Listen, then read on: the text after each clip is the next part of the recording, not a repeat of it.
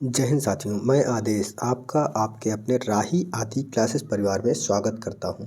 तो हम सभी जैसा कि हिंदी का सीटेट के लिए प्रैक्टिस सेट सॉल्व कर रहे हैं, जो कि 15 क्वेश्चन का ग्रामर यानी गद्यांश या फिर कविता या पद्यांश देकर उसी से रिलेटेड क्वेश्चन पूछता है। उसी गद्यांश से हमें तद्भव तत्सम, पर्यायवाची, शुद्धिकरण, ग्रामर पोर्शन गद्यांश के अंदर ही पूछेगा। उम्मीद है आप क्लास में बने रहेंगे शुरू से लेकर अंत तक। आप सभी अधिक से अधिक सहयोग कीजिए, लाइक कीजिए, शेयर कीजिए और सब्सक्राइब भी कीजिए, क्योंकि लाइक करने का या सब्सक्राइब करने का आपका कोई चार्ज नहीं लगता। बस ये होता है कि आप कितना सहयोग कर रहे हैं। जब लोग अधिक से अधिक जुड़ते हैं तो वो मुझे भी अच्छा लगता है। तो अब हम अपनी क्लास को देर न करते हुए शुरू करते हैं। हमारा पहला क्वेश्चन है कि नीचे दिए गए प्रश्नों के लिए सबसे सही विकल्प चुनना है। हो सकता है हमें लगे एक से अधिक विकल्प अच्छा मतलब सही है ए बी सी डी में से, लेकिन जो सबसे उपयुक्त होगा उसी को हमें चयन करना है। भाषा सीखने की कौन सी विधि मातृभाषा को मध्यस्थ कराए बिना दूसरी भाषा को सीखने में सहायक होती है? ये हमारा पहला क्वेश्चन है। अनुवाद विधि, द्विभाषी विधि, अप्रत्यक्ष विधि या प्रत्यक्ष विधि।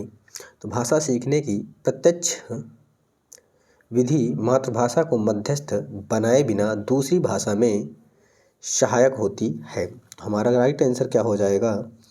ऑप्शन डी सही हो जाएगा। राइट आंसर ऑप्शन डी सही हो जाएगा। अगले क्वेश्चन पे चलते हैं। अगला क्वेश्चन है, भाषा शिक्षण में खेल का सर्वाधिक महत्वपूर्ण स्थान है, क्योंकि भाषा शिक्षक को कम श्रम करना पड़ता है। यानी भाषा शिक्षक को कम श्रम करना पड़ता है। खेल भाषा को विस्तार देते हैं। खेल में आनंद आता है। खेल में शारीरिक विकास होता है। तो राइट आंसर क्या होगा? खेल जो है भाषा को विस्तार देते हैं। क्या? खेल भाषा को विस्तार देते हैं। तो राइट आंसर जो होगा हमारा वह हो जाएगा ऑप्शन बी सही हो जाएगा। अगला क्वेश्चन है, पाठ के अंत में अभ्यास और गतिविधियों का उद्देश्य डैश नहीं है। तो इसका उद्देश्य क्या नहीं है, हमें वह बताना है। भाषा का विकास करना, सृजनात्मकता का विकास करना, बच्चों को अभिव्यक्ति के अवसर प्रदान करना, प्रश्नों के उत्तर सरलता से याद करवाना। तो क्या नहीं है, हमें यह चुनना है। भाषा का विस्तार करना होता है, सृजनात्मक का विकास करना होता है और अवसर भी प्रदान करना होता है। याद करना हमारा गलत होता है और नहीं है पूछा गया था, तो हमारा राइट आंसर जो होगा वह ऑप्शन डी सही हो जाएगा। अगला क्वेश्चन है, पठन पाठन के अंत में ऐसे अभ्यास एवं गतिविधियाँ हों जो सरल भाषा वाले हों, बच्चों को स्वयं कुछ करने और सीखने का अवसर प्रदान करें, केवल पाठ से संबंधित हों, पाठ पर बिल्कुल आधारित ना हों। तो राइट आंसर हमारा क्या होगा? जहाँ पर केवल होता है वह तुरंत गलत हो जाता है, क्योंकि नेगेटिव हो जाता है। पाठ पर बिल्कुल आधारित ना हो, ये तो गलत बात हो जाएगी। सरल भाषा वाले हों, ये तो सही होता है, लेकिन सबसे अधिक चयन करना है। बच्चों को स्वयं कुछ करने और सीखने का अवसर प्रदान करना। हमारा राइट आंसर हो जाएगा ऑप्शन बी। अगला क्वेश्चन है, भाषा शिक्षण में बालक में मौखिक कौशल के विकास के लिए डैश सबसे कम महत्वपूर्ण है। भाषा विषय पर चर्चा करना, किसी भाषा पर चर्चा करना, बच्चों की बात को धैर्य से सुनना, प्रश्नों के उत्तर पूछना, अपनी बात कहने का पूरा मौका देना। तो राइट आंसर क्या होगा? मौखिक कौशल के विकास के लिए सबसे कम महत्वपूर्ण पूछा गया है, तो सबसे कम महत्वपूर्ण जो हो जाएगा वो प्रश्नों के उत्तर पूछना हो जाएगा। राइट आंसर क्या होगा, प्रश्नों के उत्तर पूछना। इसमें क्या होता है कि प्रश्नों के जो उत्तर पूछोगे तो बच्चे को अगर आता है तो ठीक है, नहीं आता तो कोई बात ही नहीं होता, तो इसमें बहुत ज़्यादा विकास होता नहीं है, तो इसलिए ये सबसे कम महत्वपूर्ण होगा। अगला क्वेश्चन है, भाषा सीखने में मातृभाषा का व्याघात ऑप्शन ए क्या कह रहा है कि आंशिक रूप से होता है, पूर्ण रूप से होता है, नहीं होता है या होता है। तो मातृभाषा का व्याघात क्या होता है, आंशिक रूप से होता है। क्या हो जाएगा, आंशिक रूप से होता है। अगले क्वेश्चन पे चलते हैं। तो अगला क्वेश्चन क्या कह रहा है हमारा, भाषाई कौशलों के संदर्भ में कौन सा कथन सत्य है। यहाँ पर कौन सा कथन सत्य है हमें बताना है। भाषाई कौशल एक साथ सीखे जाते हैं, क्रम से नहीं। कोई भी चीज़ सीखना होगा तो हमें क्रम से सीखा जाता है, तो पहला आंसर जो होता है गलत हो जाएगा। फिर क्या है, भाषाई कौशल एक दूसरे से स्वतंत्र होते हैं, स्वतंत्र नहीं होते हैं, एक दूसरे से जुड़े होते हैं। भाषाई कौशल एक क्रम से सीखे जाते हैं, तो यह हमारा राइट आंसर हो जाएगा। आगे देख लेते हैं क्या कह रहा है, भाषाई कौशल एक दूसरे को अप्रभावित नहीं करते, नहीं प्रभावित तो करेंगे ही, तो राइट आंसर ऑप्शन सी हो जाएगा। अगले क्वेश्चन पे चलते हैं। अगला क्वेश्चन क्या कह रहा है,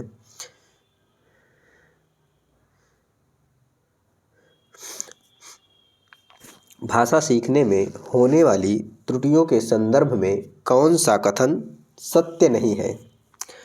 त्रुटियां सीखने सिखाने की प्रक्रिया का अभिन्न अंग होती हैं। त्रुटियां अस्थायी होती हैं। भाषा सीखने में होने वाली त्रुटियां स्थायी होती हैं। भाषा सीखने में होने वाली त्रुटियां यह समझने में मदद करती हैं कि बच्चे के मस्तिष्क में क्या चल रहा है। बच्चे के मस्तिष्क में क्या चल रहा है। तो इसमें पूछा गया था सत्य नहीं है, हमसे पूछा गया था सत्य क्या है, नहीं है। तो क्या है कि भाषा सीखने में होने वाली त्रुटियां स्थायी होती हैं, नहीं स्थायी नहीं होती हैं। स्थायी अगर होती तो सभी बच्चे वही गलती करते, तो सभी बच्चे वही गलती तो करते नहीं हैं, तो राइट आंसर सी हो जाएगा। अगला क्वेश्चन है, एक प्राथमिक शिक्षक के रूप में आप सतत और व्यापक आकलन करते समय किसे सर्वोपरि मानते हैं। हमें बताना है किसे सर्वोपरि मानना है।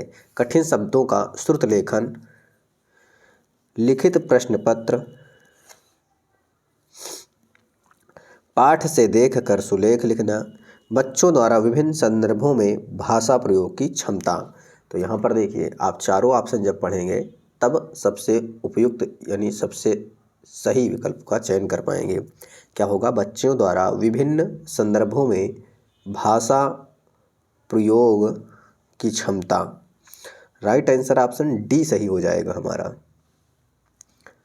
आप सभी अधिक से अधिक सहयोग कीजिए ताकि अधिक से अधिक लोग जुड़ सकें, और जितना अधिक लोग देखते हैं तो उतना अच्छा भी लगता है कि हाँ आप उसको पसंद आ रहा है।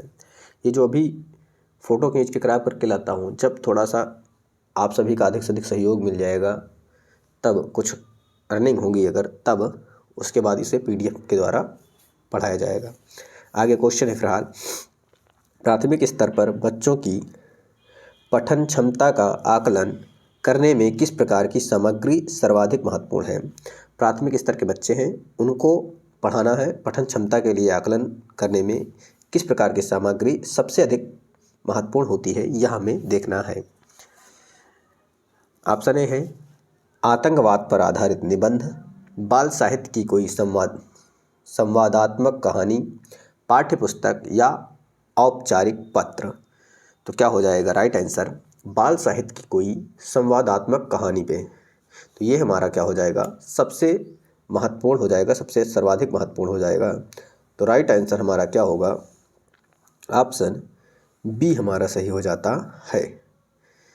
आगे चलते हैं। अगले क्वेश्चन पे अगला क्वेश्चन क्या कह रहा है कि पहली और दूसरी कक्षा में भाषा शिक्षण के साथ ही कला शिक्षण को समेकित करने का उद्देश्य नहीं है। ऑप्शन ए चित्रों के माध्यम से अभिव्यक्ति का विकास, ऑप्शन बी बच्चों द्वारा आनंद की प्राप्ति, ऑप्शन सी बच्चों के लेखन में परिपक्वता लाना, ऑप्शन डी बच्चों की रचनात्मकता का विकास। तो यहाँ पे पूछा हमसे गया था उद्देश्य नहीं है, हमें यह चीज़ ध्यान देना होगा। नहीं है तो क्या नहीं होगा? बच्चे के लेखन में परिपक्वता लाना, क्योंकि वो छोटा बच्चा है तो उससे ये उम्मीद नहीं ले सकते हो कि वो लेख लिखे और पूर्ण रूप से परिपक्व हो। तो ऑप्शन सी सही हो जाएगा राइट आंसर। अगले क्वेश्चन पे चलते हैं। अगला क्वेश्चन है प्राथमिक स्तर पर बच्चों की घर की भाषा को अपनी कक्षा में स्थान देना जरूरी है, क्योंकि घर की भाषा सरल होती है। बच्चों ने अभी पूर्णता नहीं सीखी है। बच्चे द्वारा भाषाई पूंजी है, मानक स्वरूप के लिए होती है। तो क्या होता है कि बच्चे भाषाई पूंजी से लैस होते हैं, यानी जब बच्चे स्कूल में आते भाषाई पूंजी से लैस होते हैं। तो क्या होगा? तो ऑप्शन हमारा जो राइट आंसर हो जाएगा वह सी सही हो जाएगा। अगला क्वेश्चन है भाषा सीखने सिखाने के संदर्भ में गृह कार्य का उद्देश्य होता है सीखने को विस्तार देना, अभिभावकों को प्रसन्न करना, बच्चों को कार्य में व्यस्त रखना या कापियां भरवाना। अभिभावकों को प्रसन्न करना और कापियां भरवाना, यह तो बिल्कुल गलत ही है, दिया गया है। तो राइट आंसर हमारा क्या होगा? सीखने को विस्तार देना। बच्चों को कार्य में व्यस्त रखना ये तो सही भी नहीं है। उन सीखने आते हैं तो सीखने में उन्हें मदद हो, विस्तार हो, अधिक सीखें। राइट आंसर ए हो जाएगा। अगले क्वेश्चन पे चलते हैं। तो अगला क्वेश्चन है हमारा भाषा अर्जन के संबंध में कौन सा कथन सत्य है? भाषा सीखना एक उद्देश्य होता है। समाज सांस्कृतिक परिवेश के अनुसार अर्थ ग्रहण की प्रक्रिया स्वाभाविक होती है। भाषा अर्जन में बच्चों को बहुत अधिक प्रयास करना पड़ता है। भाषा अर्जन में किसी अन्य भाषा का व्याघात होता है। तो हमसे कथन सत्य पूछा था, तो समाज सांस्कृतिक परिवेश के अनुसार अर्थ ग्रहण की प्रक्रिया स्वाभाविक होती है, यानी राइट आंसर हमारा ऑप्शन बी सही हो जाएगा। अगला क्वेश्चन है भाषा विकास के संबंध में कौन सा कथन सही नहीं है?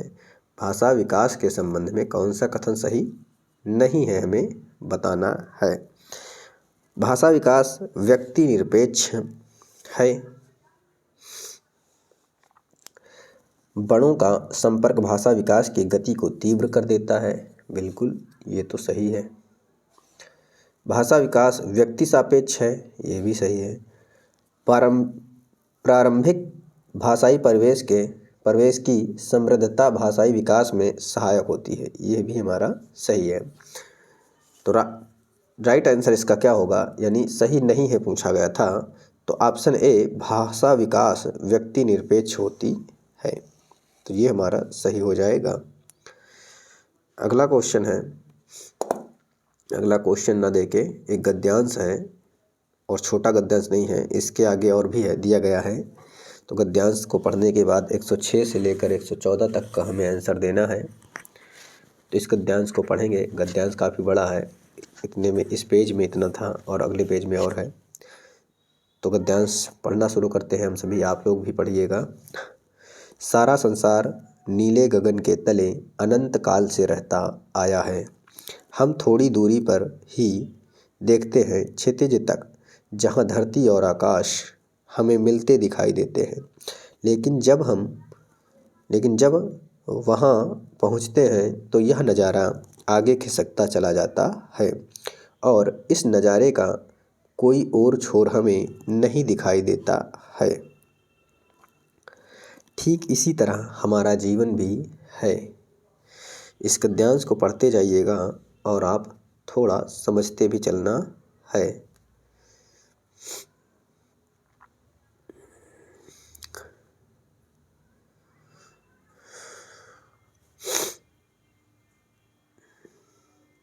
आगे दिया गया है कि जिंदगी की न जाने कितनी उपमाएं दी जा चुकी हैं, लेकिन कोई भी उपमा पूर्ण नहीं मानी जाती। यानी ज़िंदगी के बारे में इतने कहावतें हैं, उपमा दी गई हैं, लेकिन पूर्ण रूप से नहीं मानी जाती है, क्योंकि ज़िंदगी के इतने पक्ष हैं कि कोई भी उपमा उस पर पूरी तरह फिट नहीं बैठती।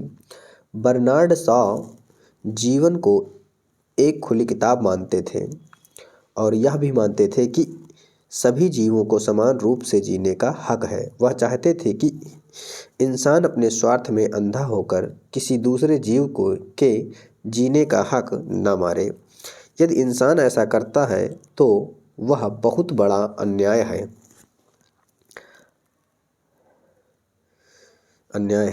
हमारे विचार स्वाभाविक रूप से एक दूसरे से मेल नहीं खाते हैं, लेकिन इसका मतलब यह नहीं होता है कि हम दूसरों को उसके जीने के हक से वंचित कर दें।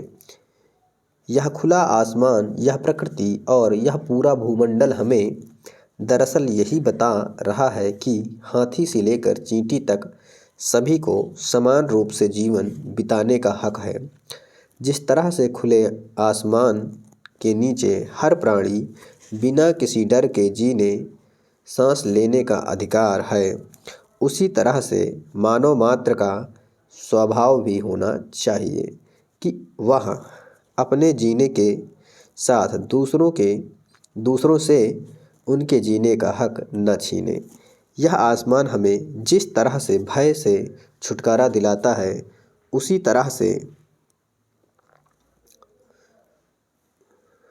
तरह से हमें भी मानव जाति से इतर जीवों को डर से छुटकारा दिलाकर उन्हें जीने के लिए पूरा अवसर देना चाहिए। दूसरों के जीने के हक को छीनने से बड़ा अपराध या पाप कुछ नहीं हो सकता। ये हमारा गद्यांश था।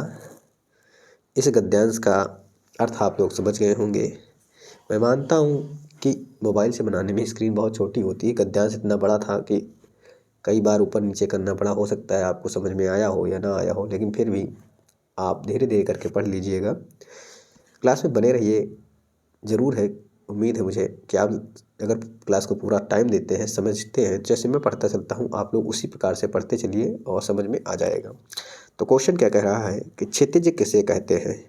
जहाँ धरती और आसमान मिले हुए दिखाई देते हैं, जहाँ धरती और आकाश पास पास होते हैं, जहाँ तक धरती दिखाई पड़ती है और जहाँ से धरती और आकाश दिखाई पड़ते हैं। तो क्षितिज क्या है? जहाँ धरती और आसमान मिले हुए दिखाई देते हैं। यह हमें गद्यांश में बताया गया था। तो राइट आंसर हमारा जो होगा वह ऑप्शन ए सही हो जाएगा। अगला क्वेश्चन है हमारा, यदि किसी का और छोर नहीं है तो? यदि किसी का और छोर नहीं है तो, जैसे आकाश का और छोर नहीं था, वहाँ पे बताया गया था, तो क्या होगा? उसके बहुत से सिरे हैं, उसका सिरा नहीं मिलता है, उसकी सीमा नहीं है, उसका विस्तार अधिक है। तो क्या हो जाएगा? उसकी कोई सीमा नहीं है। राइट आंसर सी सही हो जाएगा। आगे है, फिट और इंसान शब्द हैं। फिट और इंसान कैसे शब्द हैं? देशज हैं, आगत हैं, तत्सम है, तद्भव है। यह चीज़ हमें बताना है। तो फिट और इंसान यह सभी क्या है? आगत शब्द है। कौन सा शब्द है? आगत शब्द है। फिट जो है अंग्रेजी शब्द है और इंसान अरबी भाषा का है। तो यहाँ से देख लीजिए, फिट कौन सा है? अंग्रेजी शब्द है। फिट तो आप सभी जानते हैं कि यह अंग्रेजी शब्द है। इसके बाद है इंसान। इंसान कौन सा है? इंसान अरबी भाषा का शब्द है। किसका है? अरबी भाषा का शब्द है। आगे देखते हैं अगला क्वेश्चन। बर्नार्ड शॉ जीवन की उपमा किससे दी है? यह भी गद्यांश में दिया गया था। पढ़ी जा रही पुस्तक से, खुली पुस्तक से, सभी जीवों से या क्षितिज से। तो उन्होंने किससे दिया था? खुली पुस्तक से दिया था। कैसे दिया था? खुली पुस्तक से दिया था। आगे देखते हैं अगले क्वेश्चन पे चलते हैं हम लोग। अगला क्वेश्चन है हमारा,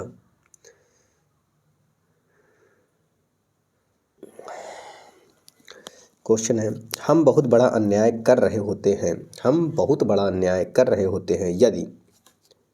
इन ऑप्शनों को पढ़ना है, कौन सा सही है टिक करना है।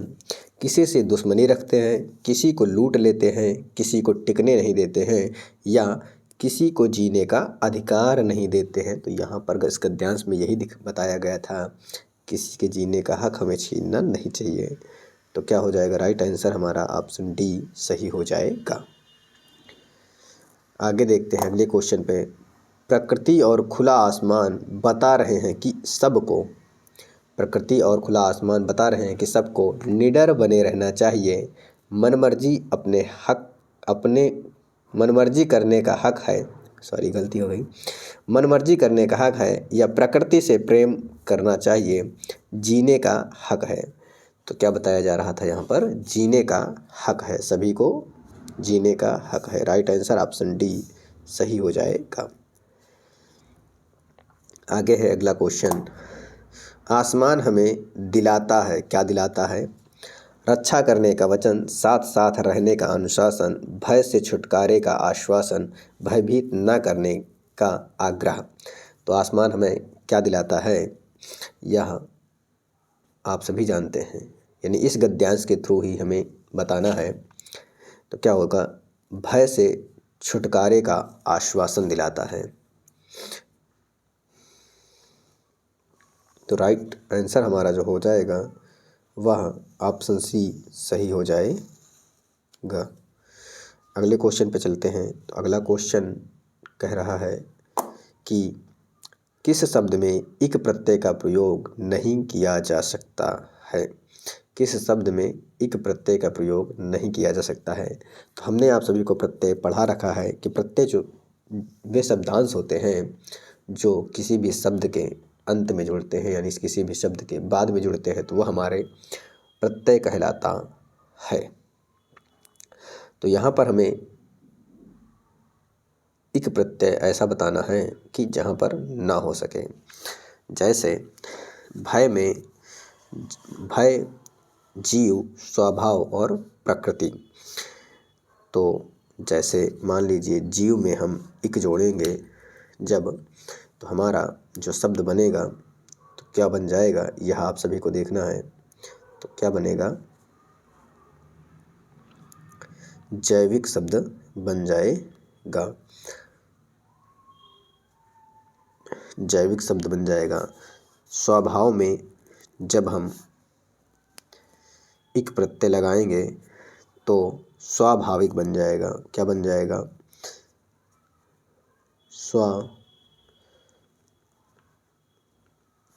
स्वाभाविक बन जाएगा।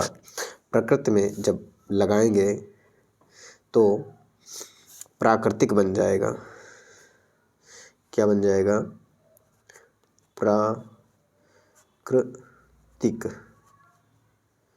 प्राकृतिक शब्द बन जाएगा। तो यानी जीव में भी लग जाएगा एक प्रत्यय, प्राकृतिक में लग जाएगा, स्वभाव में लग जाएगा, लेकिन भय में नहीं लगेगा। तो राइट आंसर हमारा जो होगा वह ऑप्शन ए सही हो जाएगा। आगे चलते हैं अगले क्वेश्चन पे। अपराध शब्द है, अपराध शब्द कैसा है यह हमें बताना है कि भाववाचक संज्ञा है, पदार्थवाचक संज्ञा है, व्यक्तिवाचक संज्ञा है, जातिवाचक संज्ञा है। तो अपराध जो है वह व्यक्तिवाचक है नहीं, किसी का नाम है नहीं, पदार्थ यानी कोई वस्तु नहीं है, और जातिवाचक कोई जाति नहीं है। तो यानी राइट आंसर हमारा क्या होगा? अपराध यानी भाववाचक संज्ञा के अंतर्गत आ जाएगा। आगे चलते हैं। आगे हमें दिया गया है यहाँ पर एक कविता दी गई है, पद्यांश दिया गया है। 115 से 120 तक यानी 5 क्वेश्चन तक हमें इसी से आंसर हमें देना है, इसी को पढ़ के यानी इस कविता को पढ़ कर। तो ये कविता इतना ही है। पहले हम इस कविता को पढ़ेंगे, फिर इनसे जुड़े सवालों को जब पढ़ेंगे तो हम आसानी से उनके आंसर को दे पाएंगे। चींटियाँ ईर्ष्यालु नहीं होती, दौड़ती भागती, एक दूसरे को संदेश पहुंचाती, जीवन को परखती पहुंचती हैं वहाँ, जीवन को परखती पहुंचती हैं वहाँ जहाँ कोई नहीं पहुंचा कभी चींटियों से पहले, संकेतों में करती हैं वे शब्द संधान, रास्ता नहीं भूलती कभी स्मृति में रखती हैं संजोकर, रास्ता कभी नहीं भूलती और स्मृति यानी अपनी दिमाग में, बुद्धि में संजो कर रखती हैं। दोस्त और दुश्मन के चेहरों को बिखरती है कभी कभार वे, मगर हर बार नए सिरे से टटोलती हैं वे, पूर्वजों द्वारा छोड़ी गई गंध फिर से एकजुट होते हुए। तो ये हमारी पद्यांश था। जैसा भी था, इसको पढ़ने के बाद थोड़ा बहुत आप अर्थ निकाल सकते हैं या निकाल लेंगे, और नहीं होता तो पहले हम जब क्वेश्चन पढ़ेंगे तो क्वेश्चन पढ़ने के बाद हम वहाँ से विकल्पों को पढ़कर आसानी से आंसर दे सकते हैं। अब चलते हैं क्वेश्चन की तरफ। तो क्वेश्चन क्या कह रहा है कि चींटियाँ आपस में बातचीत कैसी करती हैं, छूकर, बोलकर, संदेशों से या संकेतों से। तो कैसे करती हैं, कोई न कोई उनका संकेत होता है। क्या होता है, संकेतों से बात करती हैं। आप सभी जानते हैं, बोल कर नहीं करती, छू कर नहीं करती, संदेश तो संदेश भेजे ही नहीं, कोई डाकिया तो है नहीं उनके पास, तो क्या है, संकेतों से होता है। बस थोड़ी देर और बने रहिएगा। अगला क्वेश्चन, ईर्ष्यालु किसे कहा जाता है? ईर्ष्यालु किसे कहा जाता है? दूसरों से जलने वाला, सबसे घृणा करने वाला, पाने की इच्छा रखने वाला, कुछ भी न चाहने वाला। तो राइट आंसर क्या होगा? दूसरों से जलने वाले को ईर्ष्यालु कहते हैं। तो राइट आंसर ऑप्शन ए सही हो जाएगा। अगला क्वेश्चन है, चींटियों के स्वभाव में नहीं है ईर्ष्या करना, संदेश पहुंचाना, भाग दौड़ करना, जीवन को परखना। तो यहाँ पर पूछा गया है स्वभाव नहीं है। तो आप सभी जानते हैं, भाग दौड़ करती हैं, एक दूसरे को संदेश पहुंचाना मतलब संकेतों के द्वारा पहुंचाते हैं, लेकिन संकेतों के द्वारा पहुंचाती हैं तो क्या हुआ, जीवन को परखना बताया ही गया था। क्या है, ईर्ष्या नहीं करती हैं चींटियाँ, क्या होती है, आपस में ईर्ष्या नहीं करती हैं। तो राइट आंसर ऑप्शन ए सही हो जाएगा। अगला क्वेश्चन है, बिखरी हुई चींटियाँ फिर से एकजुट कैसे हो जाती हैं? यानी बिखरी हुई चींटियाँ जो होती हैं एकजुट फिर से कैसे होती हैं, यह बताना है।